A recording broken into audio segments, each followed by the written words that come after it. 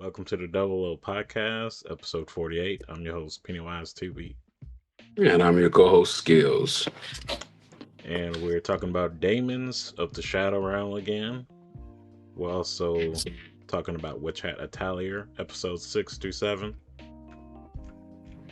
And then we're going to go over Skillz, Bleach, first impressions, anything he wants to say about Bleach. Also got some questions for him as well.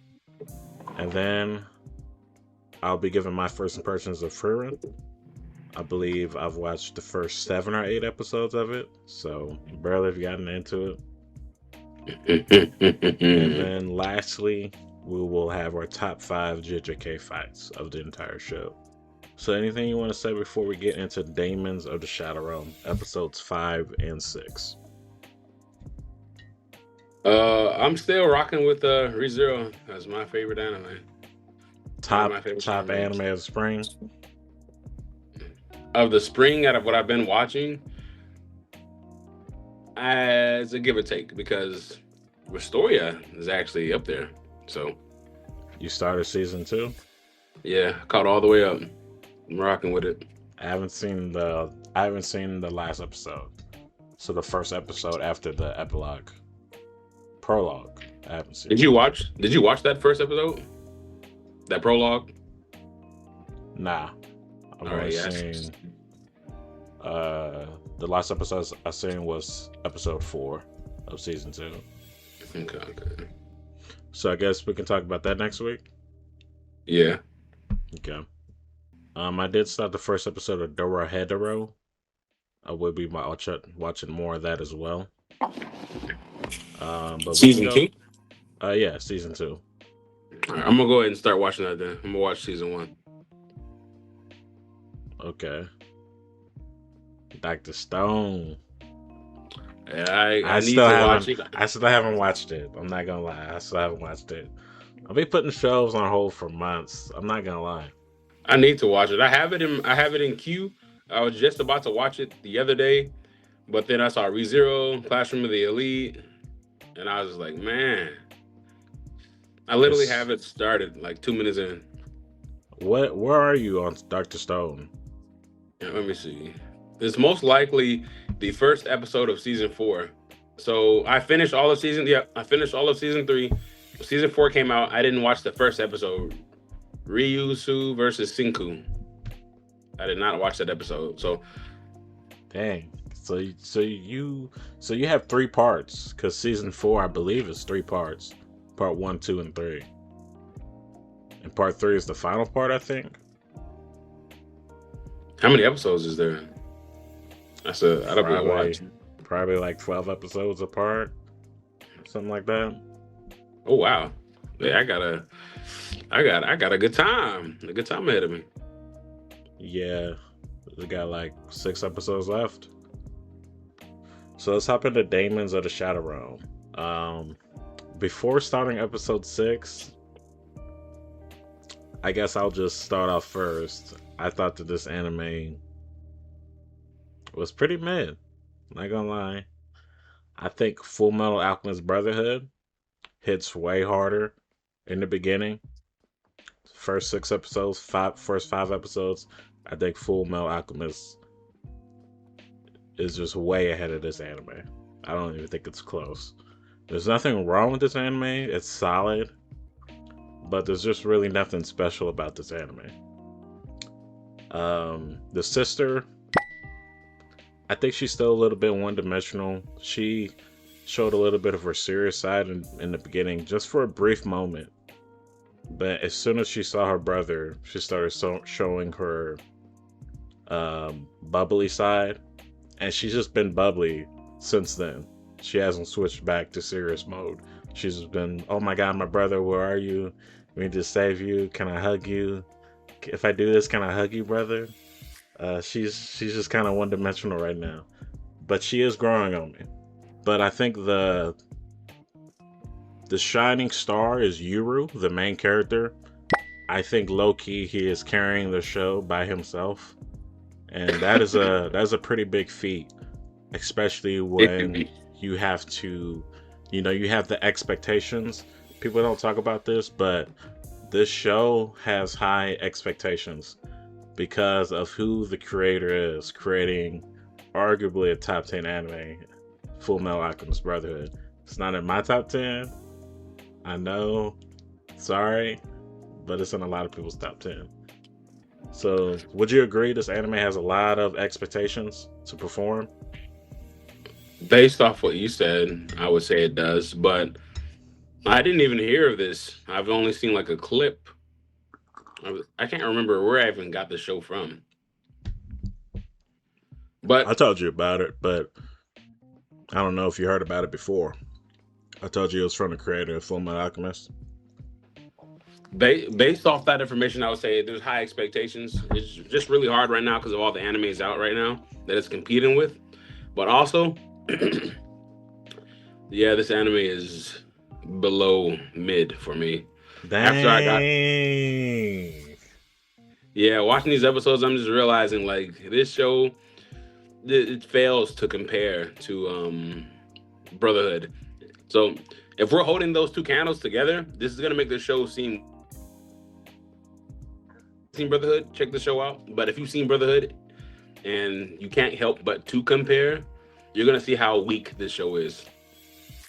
I enjoyed the first episode. It was like it's real, you know. There's a little small bits of humor in there, but for overall, it's all real. This dude he's just cool with them now. After episode 5, and he's just talking to his sister. She keeps asking for a hug. This man, like, he grew up with this girl who he thought was his sister, and she just killed her. You can't erase those type of emotions. He can fake, act like he's mad all he wants, but he's still having conversations because he realized it's not his real sister, but still he grew up with her. Whether or not it was a facade, you can't erase those type of emotions. He should be more confused than he already is. The lack of seriousness in this show is what's killing it for me. Left and right, I need to know where their strength lies. I thought they were like overpowered, but who was it? I can't remember which one, but they couldn't even lift that turtle up whose powers to left couldn't lift the turtle up whose powers to gain weight. And like this, it was just I was just watching it like, what's going on? Like this is there's But some that's serious. that's all the turtle does. True, but like you can't move it. You don't have enough strength to move it out the way to dodge or do anything. I thought this show would be a lot more serious. There's too many jokes, too many they act very light in this show. Like when he had the manager up and the knife against his neck, and they're just talk regular conversations. Like this is crazy. When I think about it, Brotherhood did have some light conversations, but in overall, Yeah, you they were. you could feel the seriousness though in Brotherhood. You could feel Yeah, it. because This one I can't feel. they was talking about very serious shit. Like I don't know how early it was in Brotherhood, but when Alphonse was fighting the prisoner who was just like him, a soul inside armor, and he was talking about you might not even be real. That was some deep shit. Yeah, it's like you Compared could to feel it. You might feel bad, you might not, but this show I can't feel for anyone here. There's just there, I think I know where the problem lies. They're what's that? not giving us information. All they know as much as us. Their parents disappeared. That's it. No trail. We lost the lead because this dude decided to kill the guy that could have had the information. Some random people that got hired. They attacked. I forgot what their compound is called, but they got attacked in the last episode, and so they have no information. They don't know anything. And they started the first episode off way too hard. That's what I'm thinking. We were all ready to see some real serious shit, people dying left and right, because we saw a village get destroyed. We saw families die, friends die, and now that they're dead, it's like, it's whatever. This is what we're doing now. Like, where did it go? That they had a huge first episode, and it just dropped. It got watered down. Everything's being taken lightly now. With that being said, I thought it was going to get more. I thought it was about to go back up when the serial killer the boy was about to try to kill the girl, and it was all like, yo, this is getting crazy, you know. And then the Kagi, what do you call those guys? The serial killer. The Kagemori, the Kagemori clan. They sent one of their I don't know what the guy's name is, but Jin? Maybe. yeah, is it Jin? The dude with glasses? Yeah, I think it's Jin. they sent Jin to go take care of that serial killer. I thought that was pretty sick. I thought that was like real. It was cool. I was like, yo, this is nice. And then next thing you know, they I go did back. not remember that. That Ooh, must have I happened was- before they got to the parking lot scene. Yeah, it happened before the parking lot scene. It's probably like episode 4, maybe 5, maybe into 4, beginning of 5. But it's in between those 2 episodes. But yeah, um, Yeah, he had his Daemon. He had his Daemon act like a female, the female that the serial killer wanted. She went into the elevator. She's pushing the buttons, trying to run. The serial I killer gets remember in now. there. Okay, there you go. Yeah. He had the lower. He basically has the Grand Fisher lure. hmm I thought that was sick. I was like, yes, this is what the show needs to get back to. Seriousness. All jokes aside. And then after that, it just went right back to the taking everything lightly. I think that's what they need to balance. They need a balance. Either we're gonna be like super duper serious, or we're gonna be serious with light jokes. Not super duper serious and then go down to everything's cool, everything. Back to super serious, okay, back to everything's cool. This is lightly. This man did not just kill this guy. It doesn't matter anymore. Like, You just like he killed the guy in the basically front. He did. what you're saying is you want them to be less casual. Yeah, I mean, you can't Too feel anything. nonchalant. You can't really feel a show if everything's just nonchalant. Like the dude who got his leg cut, his calf cut. It's like, oh, it's just us. I guess we'll just have to do what we got to do. But yeah, Yusu or Asa, the girl, the sister, hmm she's probably going to be the second strongest character in the show. But right now, she is very weak. She doesn't hold a candle to Alphonse from Full Metal. Like, not even close. It reminded me a little bit of Sakamoto days. How all the other characters besides Sakamoto are kind of like on the same level. They're not really standing out, but they kind of broke that mold towards the second part of season 1, because season 1 split up into 2 parts. They broke out of that mold of everyone seeming on the same level. So I'm wondering if this show, Daemons, we'll see a breakout character. Because so far, is anyone standing out to you besides Yuru? No, almost. I'm thinking about it. Everyone's nonchalant, even left and right. I thought left is the angry one, right? Left I is thought the left- woman, and right is the guy. I thought left would be a crash out where we get to see some actual shit, but watching this, cool. I'm really she's cool, but more of a nonchalant cool. In the beginning, they showed her to be angry to where she catches an attitude quickly. Now it's more of a it is what it is.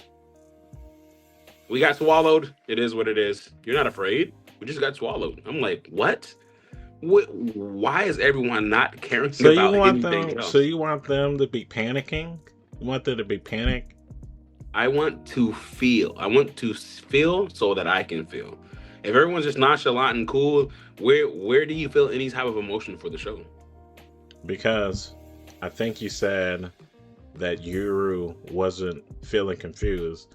They did say that he felt confused all this time. And because he's felt confused all this time, nothing's really phasing him. That's just towards him, though. That's just why he's nonchalant, because everything's confusing. The Daemons, the outside world, everything's confusing to him. But that's just the answer for him. There's no excuse for the other characters. I understand Yuru, but I feel like he needs to. I'm just wanting more, basically. But that And- is that is the tone of the show that is giving. It's it's like does it remind you of Gacha Kuda a little bit? Yeah, just a little bit where it's almost serious, where you think it's gonna be serious, and then it's just not. I think Gacha Kuda is more serious. Well, we'll have to see.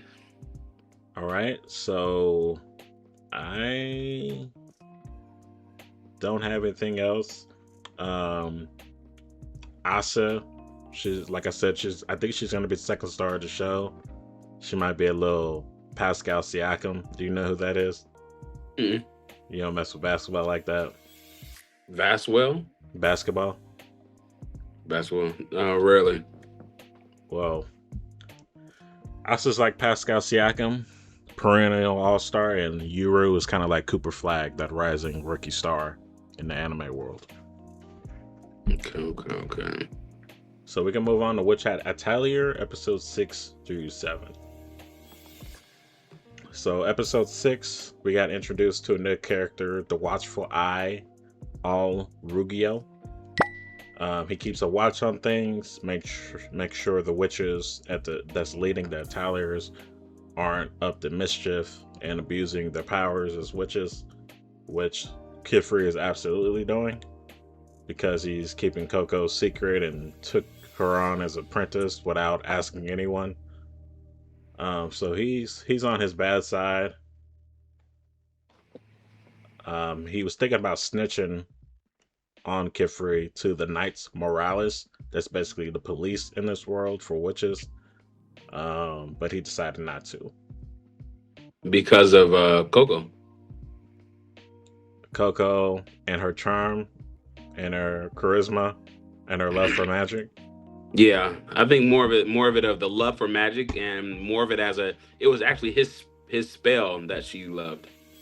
And he was the light spell. I forgot he was the originator of it. Mm-hmm. That kind of hit home. Yeah, Coco is rising up there. I think she's going to be a star. In the same way like Tanjiro is. I'm not saying Tanjiro is like top 10 or anything. He's definitely generational. I think she's going to be generational like Tanjiro was. I don't know. That's too big of a step. Mainly on the personality side. And how she can sway people and motivate people from her actions and her courage and the things that she does. But we'll have to see if she gets saucy and is able to actually be in a fight. Because I don't think she's going to be very effective if one of the brimstone hats show up. I think they're going to get clapped if Qifrey and the Watchtower guy is there. I agree that they are pretty weak. They do have that stew spell. That stew that refreshes to the point where it was cooked. I thought that was cool. But also when I was thinking about it, I think it's pretty selfish that the witches aren't sharing this with regular people so they can have unlimited food. This could like end world hunger, and they're just not sharing it with people. I think that's really selfish of them.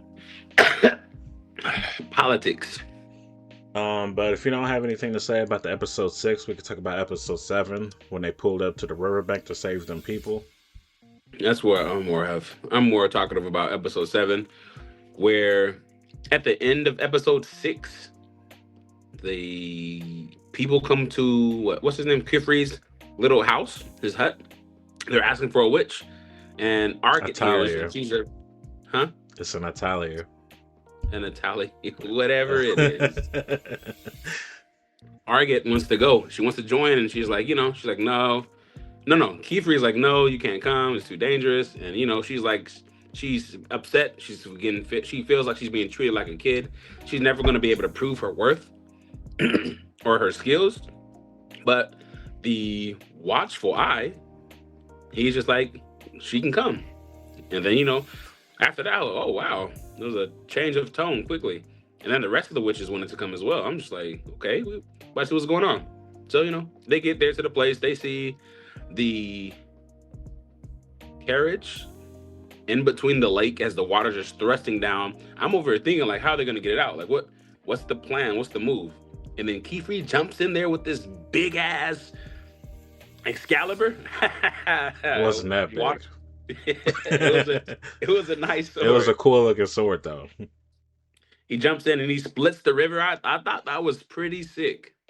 You know what I was? Go ahead. I don't want to cut you off. It goes to let you know that magic has its limits, because instead of like freezing the water or stopping it, he split it just to give them enough time to get the people out. So Qifrey was splitting the sea with his water sword. And you know what I was thinking during that scene? I was like, please don't be Aizen. Please don't be Aizen. Don't screw this up. Because every time I'm looking at him, I'm looking for him to hold his own and to not screw up like Aizen. Aizen is giving me trust issues with new characters. So we'll have to see. Agott, is she starting to piss you off more? Less. Less? Yeah, after finishing episode 7, I get a bit of understanding that she wasn't just sought out. She basically got kicked out of her place. So she's probably one of those Zuko people where she has a high status but not living up to expectations, so they get rid of her. And then Qifrey saw in her what no one else saw. He took her under, but she's too impatient trying to prove that she's better, because that's how she was raised. Like, everyone else is better than her, so she has to prove that she's better. That's the mindset that she has so far that we've been knowing. It's been diving a little bit, bits by bits, letting us know of her background. That's why I can't wait to watch episode 8. I'm pretty sure they're gonna give us a little bit more of her background. So you actually starting to like her? Let's say I'm starting to dislike her less. Okay. Yeah. Okay. You said Zuko. What about Zanka? A little bit of Zanka comparison. Feeling inferior. Was Zanka giving up? I don't think Zanka was shunned either. Okay, that wasn't my first comparison. My first comparison was actually Sasuke. Like, this is what Sasuke would be acting like if his family disowned him. Trying to live up to his brother's expectations. Yeah, a little bit. But Agott, she's like off the bat just a brat. Sasuke wasn't a brat in the beginning. Like, most of it's his assholeness was mainly when Naruto was getting stronger. And he started hating on Naruto. But he's always been the cool guy from the beginning. Agott hasn't done a lot of cool things. Can you name one cool thing she's done? Putting the holes in the wall so they can escape. Learning to turn stone into dust. Didn't someone else do that? No, that was her. She started off and got the girl with blue hair. She helped her with that, I think. She's just been assisting. Assisting. Okay. The town folks are funny as hell. They're probably the funniest people in this episode, because they remind me of us, the audience. Like, you don't have any spells that can help bring him back up. All you have is this light bird show that doesn't do anything. It's useless. And that was funny. They was getting on Agott about that. And it turns out Coco fucked up. She put a little bit too much magic into the thing. She was trying to just disintegrate the rock that was stuck on that kid in the riverbank. But she ended up turning like the entire riverbank into sand. Then that's when the Knights Moralis showed up. Do you think she did that? And then, if so, do you think she has some type of hidden overpoweredness? That would be corny. I hope they don't go that route, that she has some kind of secret power. The 3 spells. What are you about to say? I was gonna say they're gonna have to explain it, but I hope she's not overpowered. That would be corny. I was about to say the 3 spells that we've seen so far have been stronger than what she's made. Like the first time she used her spell, the ice, and then it froze everything. She drew like a small forbidden circle, Um, when she went to that island to take the test that she knew nothing about, she drew the circle on the boat and then it flew up fast. That was really, really crazy fast. And she flew up and it was big. And then what's this third one? She's supposed to draw a circle on the rock and then turned everything into sand. It'd be insane. Unless someone's actively trying to set her up or has set her up, she might have something different about her. I mean, why else would the Brimstone choose her? I think it's more likely that she got set up because she should know that the size of the circle matters. She has enough experience to know like how to draw a circle. Like she wouldn't have messed up that bad if someone didn't sabotage her, or unless she has some kind of hidden potential, which I don't want that to happen. There's been no foreshadowing of that at all.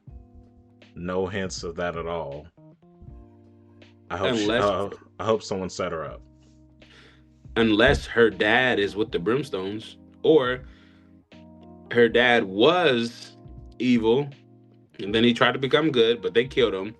But they want his daughter because she has potential hidden power. That's why the Brimstone's been secretly doing things with her. What do you think? I don't think so. Far? Yeah, there's a Because far. I know, because here's why I think so. This is from the creator of Fullmetal Alchemist. They drop hints about their father, even though he left home a while ago when they were kids. They dropped hints early on in Full Metal that their father was still like walking around, but he just wasn't there. They dropped no hints of Coco's father at all. No mention at all. Mother hasn't even mentioned the father at all one time in this anime, even in flashbacks. I mean, mom was alive for a little bit of. That's why I said even in Mm. flashbacks.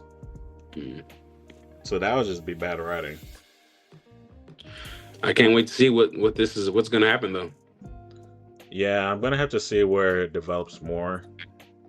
Uh, you think they said that Coco? I think they were trying to kill Coco, right?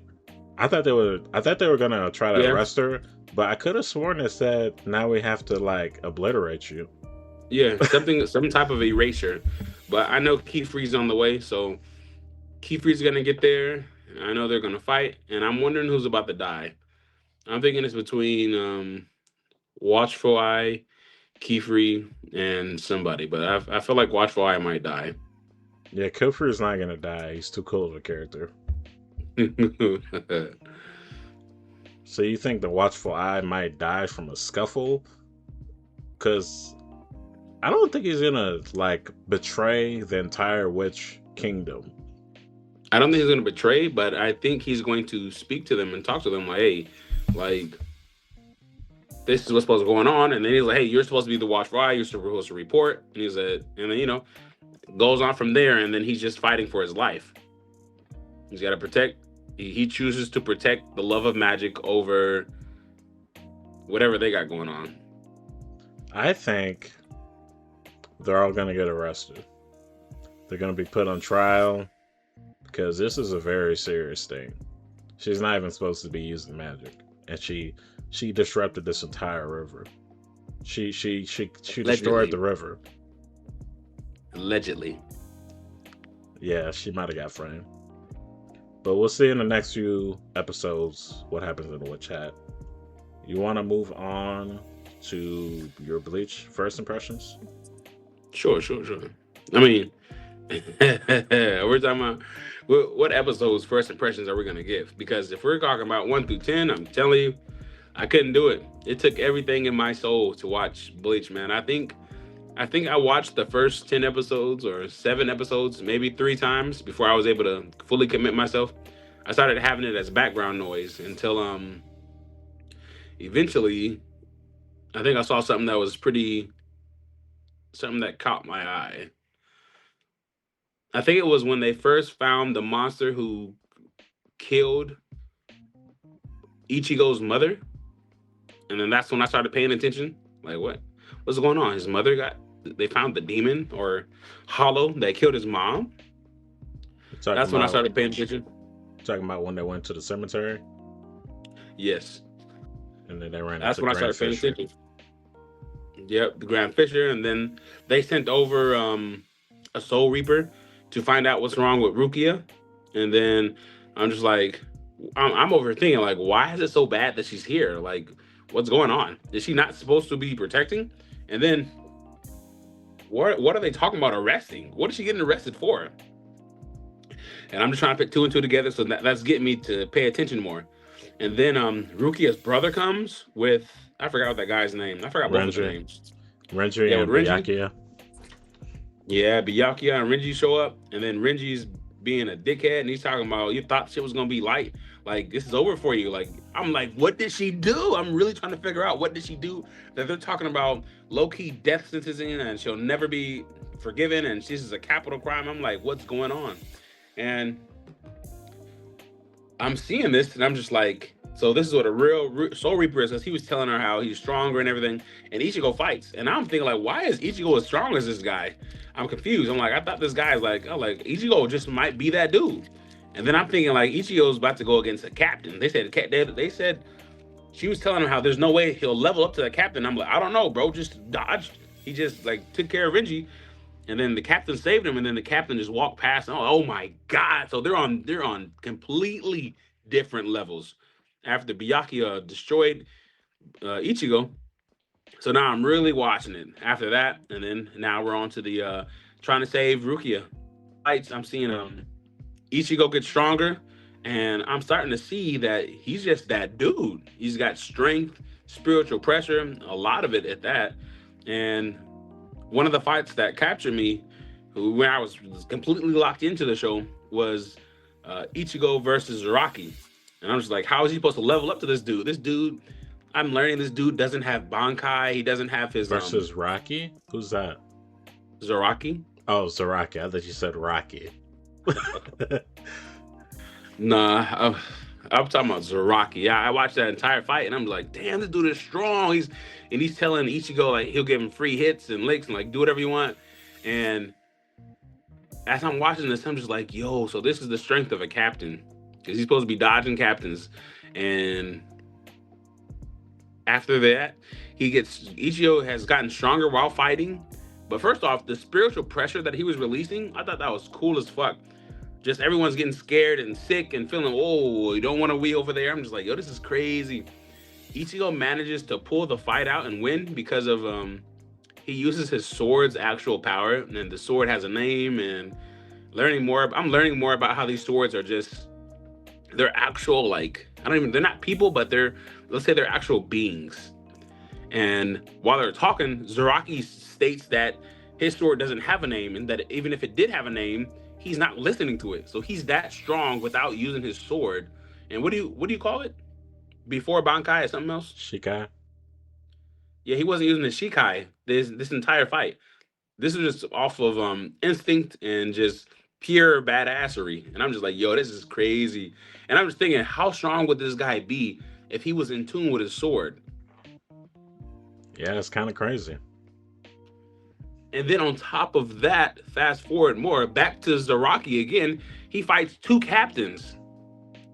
And his sword he still doesn't know his Shikai, and he's beating them. And I'm just like, yo, this dude's insane. Now I'm seeing why people say this guy is so strong. Like, I cannot wait to see that he's going to learn what Shikai is and what his Bankai is, because I know he's going to try to get stronger because he lost to Ichigo. And then I'm just like, yo, this show is getting good. Now I'm really in tune with Bleach. I'm watching every episode religiously now. I'm binging it.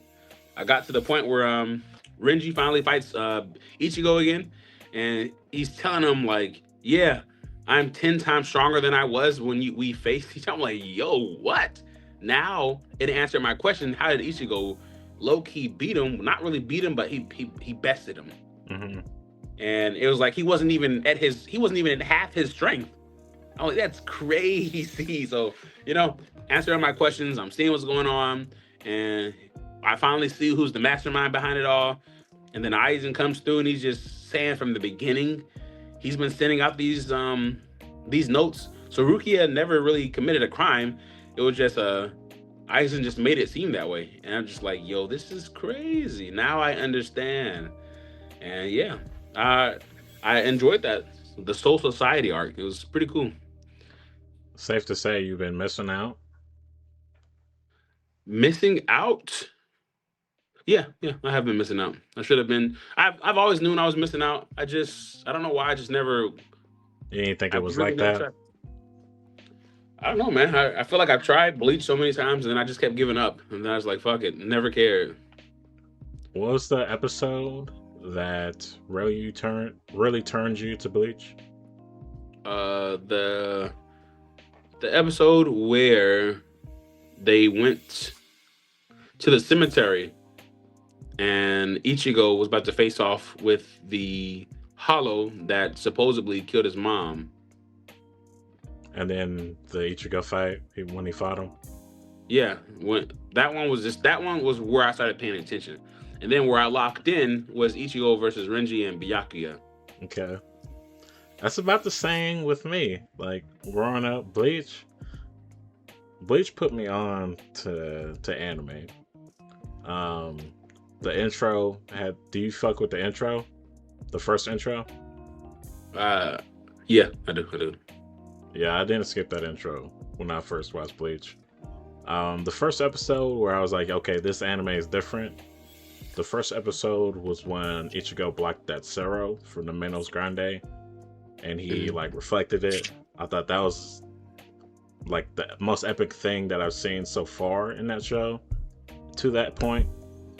And then the second one was when Ichigo faced Renji for the first time, and he powered up, and he was getting the best of him. That's when I started falling in love with Bleach. I remember showing a friend back in 8th grade that scene in the library, the Ichigo versus Renji for the first time. You're watching the sub, right? Yeah. Okay.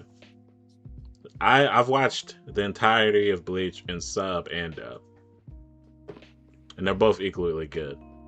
The first couple episodes, it was in dub. I had because I've seen it so many times that I had to let it run as background noise until I heard something that brought my attention. The cemetery. Yeah.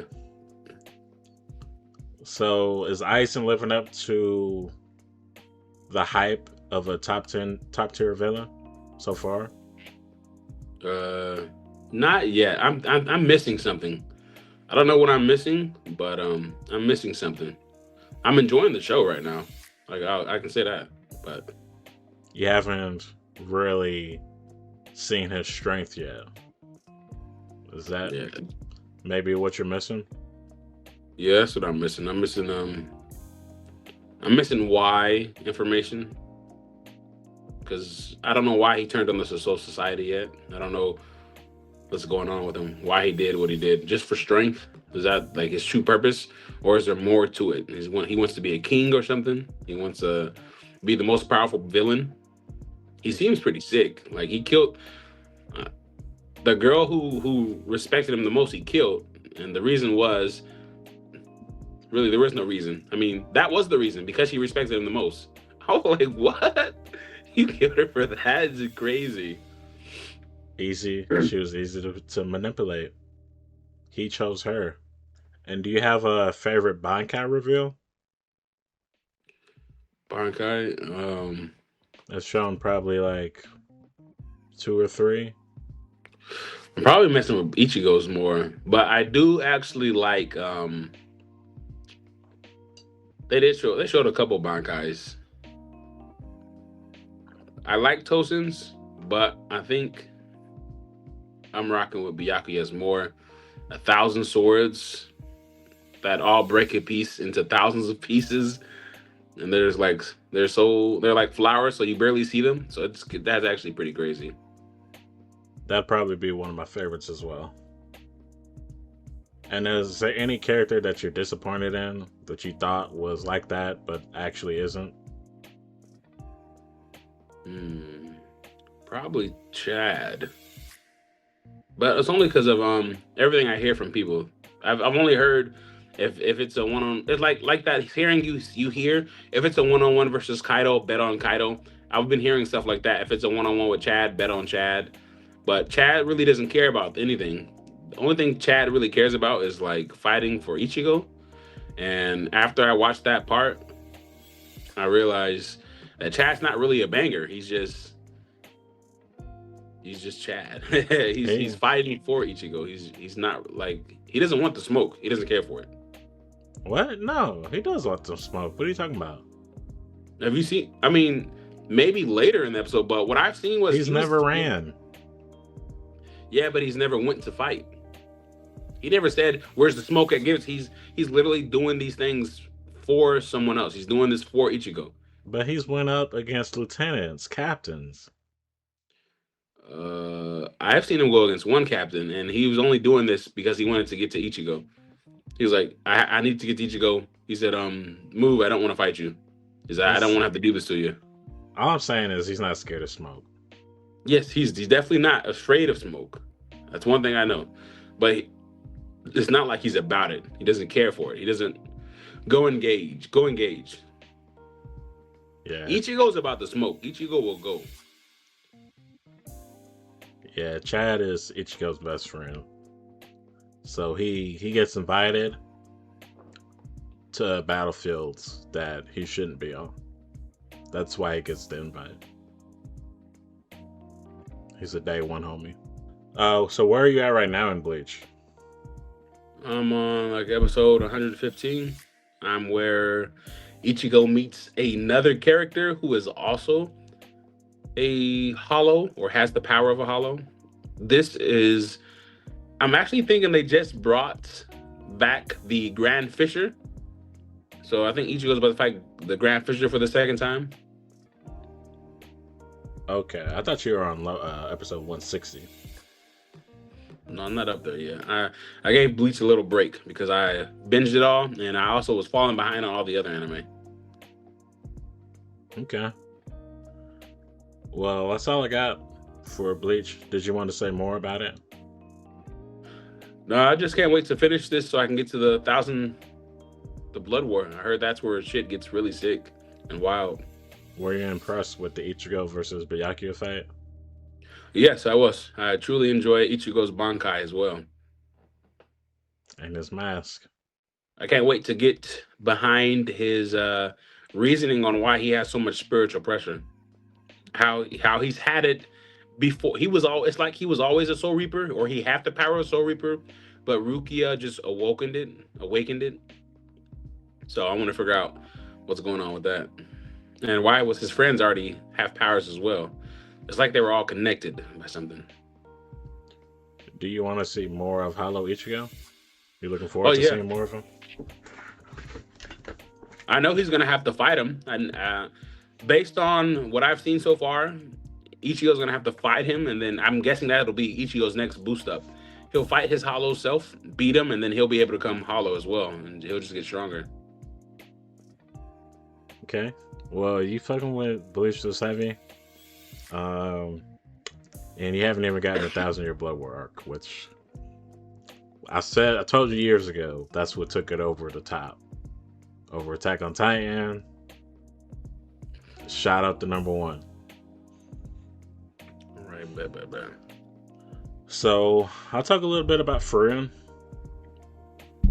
Frieren's pretty good so far. I'm 7 episodes in. I tried starting it last year, but I didn't get past the first episode. It was pretty slow, but I returned to it, watched everything all over again. I'm invested so far. I'm about 70% invested. I like the way they're telling the story. Frieren is getting new companions. Fern, and then I forget who the guy with red hair is. I forgot his name. But she's gathering new companions for this new journey to basically go deep into the demon territory so that she can talk to her friend again, Himmel, through this magic spell that lets her talk to the dead. Himmel the goat. And they're also weaving in flashbacks as well. So you get some flashbacks of Frieren in her previous adventures when she was with the crew that beat the Demon King. They were on like a 10-year journey at first. and they're telling the story like masterfully. This is very well written. It's animated really well too. There's not too much action at first. There's like fights here and there. So I'm wondering if the action will get up there, and we'll see some like better fights. The fights are pretty decent so far. What episode are you on? Like episode 7 or 8, right after they meet the demons for the first time. Not the first time, but the demons are they're like envoys, they're trying to negotiate for peace. But Frieren's the only one that knows the true nature of the demons. And then the guy with the long hair, they just killed him. Frieren just killed him. And then what's the guy with red hair's name? I forgot his name, but Man, you seen all of it, right? yeah, twice. You gotta know, man. This so you know He must not be that good of a character then. There's hella anime. He's not that good of a character. His name is Stark. Stark. That's a pretty generic name. Is this a peak anime? Have you reached peak yet in this anime? Of season 1? Any season. Season 1, season 2? For Frieren. For Frieren. Yeah, I'd say it's peak. Just got you got a little taste of it. The next upcoming episodes are gonna. You think I will reach peak by the end of season 1? Yeah. The first 28 episodes? Definitely. You'll like, this is actually nice. Wait till you get to the exams. I think that's where you'll actually start liking this anime. I mean, I like it. I see the potential. I see why people are saying that this is like a top show. Anime of the year potential too. Would you say this has anime of the year potential? Season 2? Season 2, no. Season 1, yes. Season 2, no, because of it's a great watch. It was just too short. I wanted more. And season 2, I don't know how to explain it without spoiling it. You still think Mushoku Tensei is better than Frieren? Oh yeah, because I thought the first season has 28 episodes, right? Did they split it in 2 parts? Not to my knowledge. But doesn't that mean it has as many episodes as Mushoku Tensei? I'd have to look, but I'm pretty sure Mushoku Tensei has more episodes. But let's say they both had the same amount of episodes. You still think Mushoku Tensei is better? Yeah. Okay. That's saying something. So that means Frieren isn't in your top 10? No. Interesting. Top 25? Yeah. All time. Okay. Yeah. So Mushoku Tensei has 50 episodes. Total? Yeah. Total. And Frieren has around, let me see. It says Frieren 38, Mushoku Tensei 48, 49 if you count the OVA. So it has 10 more episodes. But I feel like they didn't do a whole lot in season 2. That's what I'm trying to let you know. So that's why I can't reach anime of the year. Season 2 didn't show much. Basically, season 2. I was talking about Mushoku Tensei. Thinking about it, to me, you might not have liked the plot, but to me, a plot was created and completed. He had a goal and he completed that goal. That's why I feel like season 2 was good. It was pretty slow pace. It took them like 10 episodes for him to reveal his identity to the elf girl. I actually kind of liked it. I liked it. I liked the build up. So he fixed his dysfunction. One of the plots that they fixed. He met up with Sylphie. Got married. Second plot. Is the dysfunction? Is that thing? Is that also gonna fix his confidence? Is he gonna be more confident now? I think so. I think 100. I think he's way confident now. I mean, you've watched all of season 3, right? Yeah. So yeah, you've seen. We'll see when he sees this girl again, who I think he's too old. He's way too old for her. Too old for Sophie. The girl with red hair. Oh, Eris. Eris. What do you think is gonna happen? Do you think they're gonna? You think he's gonna get all 3, or he's just gonna learn his lesson? Yeah, he's gonna get all 3. This is going to turn into some freak shit. He's gonna get all 3. He gets what he wants. I mean, the other 2 girls easily submitted, and this is a time period where it's, no one's gonna look at you wrong. No one's gonna care. It's not gonna be on Twitter. So I'm not upset about the Sophie. I'm not really upset. I mean, I don't like it. I don't like how it happened, but I'm not really like mad at him. Like, he's been through a lot, and he just, spoiler alerts, he's seen his dad pass right in front of him, and wasn't it because of something he did? I hardly remember. I remember him using a spell or not being able to cast something fast enough, but it's not really his fault. But he played a part in it, and that was his sad. dad. He truly loved Rudo. Yeah, which is why I said I'm not feeling that bad, because he was down bad. He was going through something. He technically got in all honesty, he probably got like raped, because that girl took advantage of him. He was not in his right state of mind when they did what they did. Yes, he had love for her. Talking about Eris? No, not Eris. I'm talking about the water mage, his goddess, who was his goddess. Oh, you don't like that? No. It's what I'm saying is, I'm not blaming him for the actions that took place, because I would have been more than happy if he just stayed with one wife. But the second wife, it's like, it's not that he wanted to have a second wife. It's the actions that happened created a situation where that girl took advantage of him and his mindset, and then he of course he enjoyed it, and then he just fell in love with someone who was being there for him, who he used to look up to as he grew up. So that's the only reason he got those 2. When you say he's gonna get everything he wants, I don't think he wants to have 3 girls, but he will, because he's greedy. He's greedy, like his father. So Mushoku Tensei top 25. Oh yeah, definitely. This is great. Okay, we're gonna have to do top 5 magic shows. I think that would be part of it as well. Mushoku Tensei Frieren. I already got my top 5. Just thinking about it. I will say my favorite character. You want to guess my favorite character?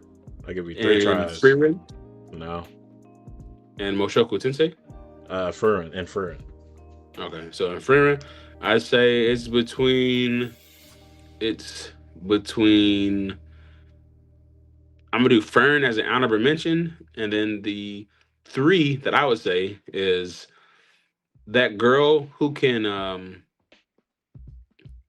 if she stands by you, she can copy your magic, or if she gets to learn you, she can learn your magic. I choose her as the number 1. The second one would be the guy. Oh, wait a minute. What episode are you on? They just defeated the 2 demons, the pair of demons. All right, yeah. I was getting ahead of myself. I forgot. I'll just tell you. Yeah, go ahead. So Himmel. Was that part of your 3 guesses? No, because... Yeah, I thought so, because he's not alive. Yeah, because he's not alive, and you will 100% have a different character by the end of the season, which is why I said it's peak. If they stop showing Himmel, but don't tell me if they do or don't.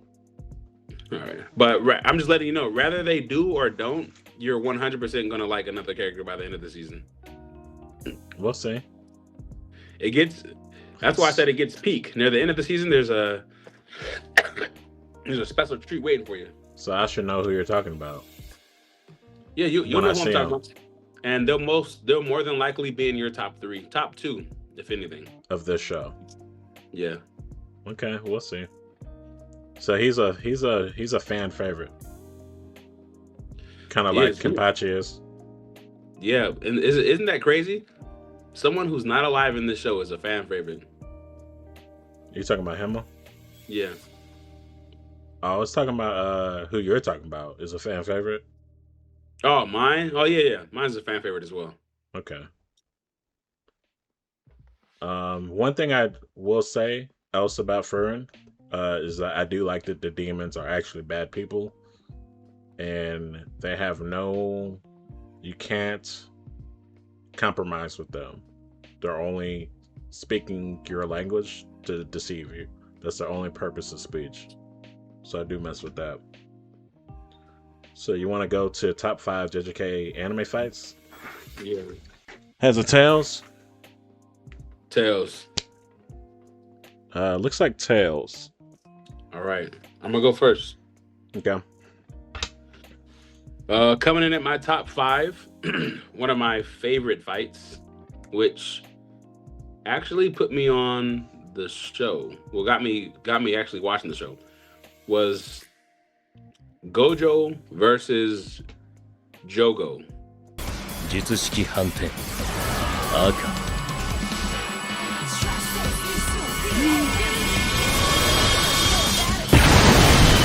Do you remember it? Who? That's my number Gojo 5. versus Jogo? Yeah, Is that season 1? season 1. That's your number 5? Yeah, Yeah. That's my number 5. I remember. That It show was- put us in. It showed us what domain expansion is. Showed the difference in powers of Gojo versus everyone else. Because from what we understood, Gojo was the strongest, and we just saw him fight this curse, and he like shit on him. And after that, near the end of the show, what's his name? What is his name? Yuji was like, that guy was weak. And Gojo was laughing all like, yeah. And then Yuji could tell how strong that curse was. And Yuji barely understands curse energy. And he just felt how strong he was. That's my number 5. He asked Gojo if Jogo was weak, and he said yeah. Yuji asked Gojo, was that curse spirit he fought, was he weak? No. He didn't say he was weak. He said, Gojo told Yuji that, yeah, he was weak. And to Yuji was like, what do you mean? That dude was so strong. I thought I would have died. We're talking about He could Jogo, tell how right? strong the curse was. Right. Huh? We're talking about Jogo. Yeah. Okay. So he was saying Jogo's was weak. hmm Okay. That was the best Jogo fight. No, that wasn't the best Jogo fight. So it should be another Jogo fight in this list. Yeah. Okay. My number 4 was Yuji versus Chocho.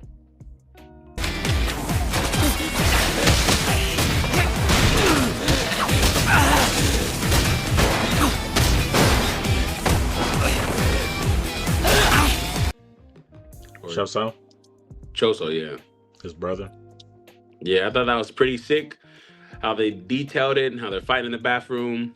While they're fighting, he's using his blood manipulation. That motherfucker just beaming in accuracy. I thought that was insane. I actually, if we're gonna be honest,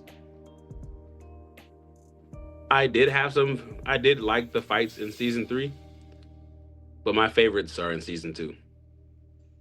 I didn't get to watch all of that today. I only watched like part of it. So I won't say if it did or didn't make the list. That's my number 4. My number 3 was the 3-way with 生きてねえから不満なんだろ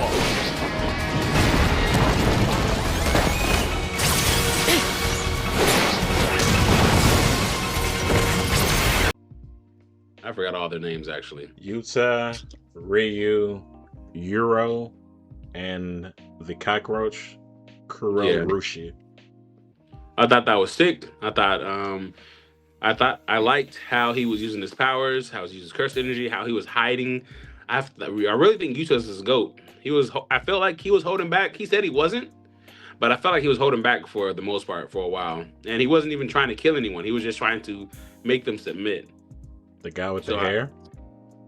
The guy with the hair and the girl. They were holding back? No, I feel like Yuta was holding back. He wasn't going for the kill. He was going to make them submit. More like I'm trying to capture you instead of kill you. And it's harder to capture something rather than just killing it. All he wanted was their points. All their points. But don't shoot. Oh, yeah. Okay. Make them submit, then get the points. Because killing them would be less points. Yeah. Okay. So my number 3. Would you like to guess my top 2? I feel like I know what number 1 is. Number 2. Let's. Well, you said it was a Gojo or Jogo. So Jogo versus the sorcerers in Nanami. Number 2. No, that it's Gojo versus Sukuna.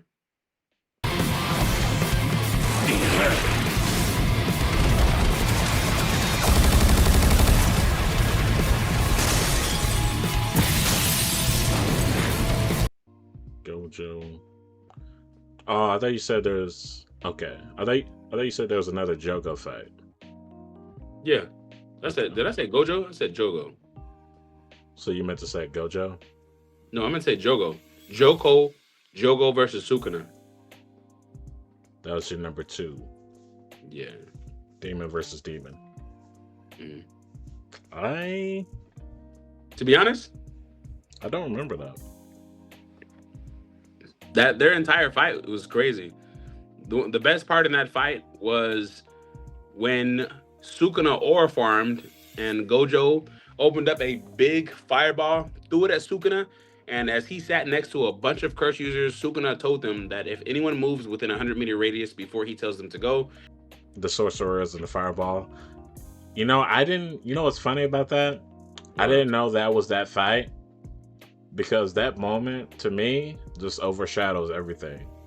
That was the best moment in that fight to me. That's why I don't remember it. I low-key want to split this. Can I get 2 number 2s? Sure. All right.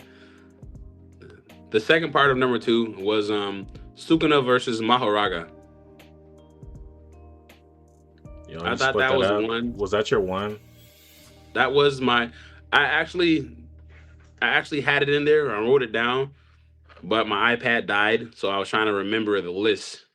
And the Chojo versus Yuji was like my honorable mention. Everything goes down just one bit. So that's your second number 2. So who's your number 1? Unless you want to talk more about the Sukuna versus Mahoraga. We can leave that be for now. But my number 1 was Gojo versus the Curse Users.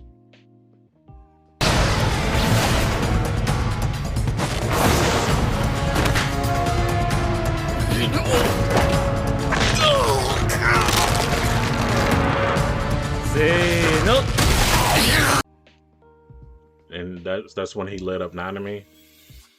Made him barbecue chicken. That's before that. That's when Gojo fought Jogo for the second time, and he fought the Tree and Mahito, where he used his domain expansion underground. Oh, he was fighting 3 people at the same time? He was fighting. Well, the first 3 he fought was Chozo, Jogo, and I forgot what the other cursed spirit's name is. Hanami. Yeah, Hanami. This was during the Shibuya arc, right? Yeah. Okay, I gotta rewatch that. And then my honorable mention, which it was really in my top 5. I would have to read my list again. But my honorable mention, one of the best fights of season 2 that blew me away was Toji versus Toji versus, I don't know their names. The sorcerers. No, it was Toji versus Gojo? I forgot his name. Huh? Godana. I don't know why these names are slipping my brain right now. It's like I'm forgetting everything. Was it a flashback? No, it was a Or fight. when he was brought back to life? It was right when he was brought back to life. He jumped into the domain expansion and whooped Don Don's ass. Or it's something with God. That's something with the name in there. Is that the fish monster? Yeah. Mhm. That's your number one? That's my Or That's honorable my mention? honorable mention. Okay. Your number one was Gojo versus Hanami, Jogo, and Chozo simultaneously. And then while Mahito jumped down there, he still used his domain expansion with everyone else down there. And potentially he could have won. He actually could have won if he would have just wiped out everybody and killed everybody. but he got captured. Yeah, because they gave a split second turned into a minute. Because Gojo had emotions and cared about his friend and was confused. That 1 minute of confusion got him captured. Which is crazy. If someone would have tried to attack him, they would have died. So instead, they just played chess. Yeah, I'm gonna have to rewatch a little some of that. So you ready for my list? Yeah. So I have a lot more fights. Most of my list is season 3 fights. So number 5, I have Yuji versus Higuruma. 日間で一級術師と比べても遜色のないレベルまで成長。コロニー侵入前に数多くの呪霊を退け、20人以上のプレイヤーを返り討ちにするに。 This is a pretty short fight, but aesthetically, choreography, animation is top of the line. Is this one of Yuji's best fights? It's one of my favorites. I like this over the Yuji versus Choso fight. Maybe it's the drip. I don't really like Choso's drip. But Yuji versus Higuruma, that's my number 5. Number 4, I rewatched this fight today. I thought it was pretty good. Maki versus the Zenin clan.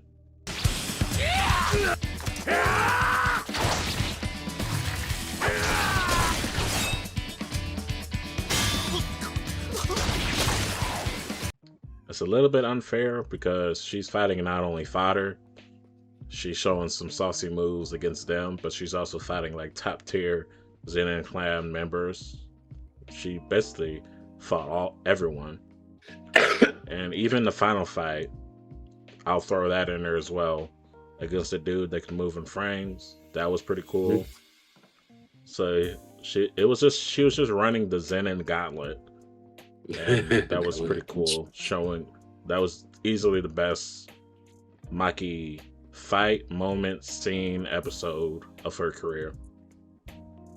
And number 3, I have Sukuna versus Maharaga. やるか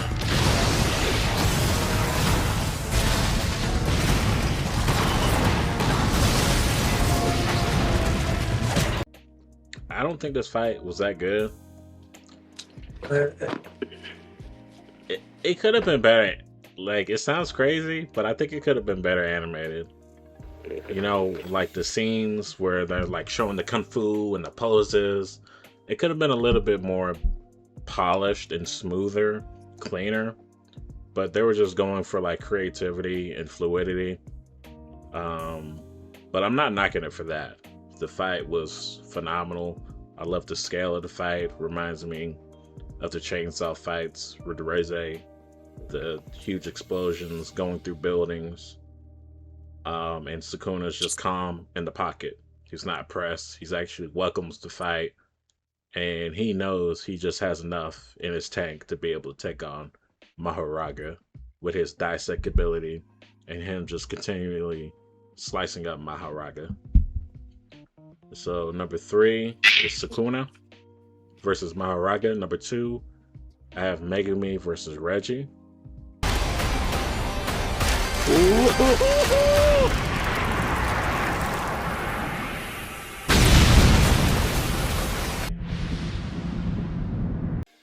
Easily one of my favorite Megami fights. And this was calculated, it was tactical, it was well thought out. It wasn't just throwing hands and seeing who can land more hits. It was a 3-step process. First, with him setting up his Shikigamis to make him think that he couldn't use his dog at the very beginning. And then him getting chased down to think that Reggie was running Megami into a corner, but really he just wanted a space that was comparable enough to his own domain. And then there was the domain part where there was both fighting for control. They were each trying to weigh each other out, battle of attrition. And then that final small part where they started just throwing hands at the end. All that combination was one of the best Megami fights and one of the best fights of the season 3. So you already know what my number 1 is. You can go ahead and say it. Yeah, Utah versus the 3. Yeah, 3-way deadlock, 4-way deadlock. It was 3-way deadlock because Yuta took care of the cockroach by himself immediately, and then that's when Ryu and Yuro showed up. I watched some of that fight today, and it's just well put together. One of the best fights in anime history. Better than Obito versus Kakashi. If you've seen it, you've seen it. If you know, you know. I won't go into it. That's my number 1. Yuta versus Ryu versus Yuro versus Kurarushi. And that's our top 5 JJK fights. Let us know your top 5 JJK fights in the comment section below. Anything you want to say before we conclude? It was Toji versus Dagon. Toji versus Dagon, that's the fish. Yeah. And I loved all those fights, man. Season 2 was insane. It's sad that you weren't able to feel what I felt. Nah, I just don't remember it. Because I've only seen it once through. I mean, you've seen it once. You seen it like 3 times? Season 2? I've seen season 2 twice. Okay, twice. So I don't remember much. I only remember key moments. That Mahoraga versus Sukuna was crazy. I actually thought it was peak how we know that Sukuna can just slash people to death. Like he just has his cleave, and he cleaved Mahoraga to strings, but Mahoraga was adapting while getting cleaved, and I thought that was sick as fuck. I think it's overrated. See the exchanges, the hand-to-hand exchanges and the poses. Like, you gotta watch it again. I don't think it was as good as people think it is. I don't have anything else. That was it. We'll talk about Wistoria next week and whatever else. I don't know. But we'll conclude here. I'm your host, Pennywise TV. I'm your co-host, Unknown Skillz. And we're out.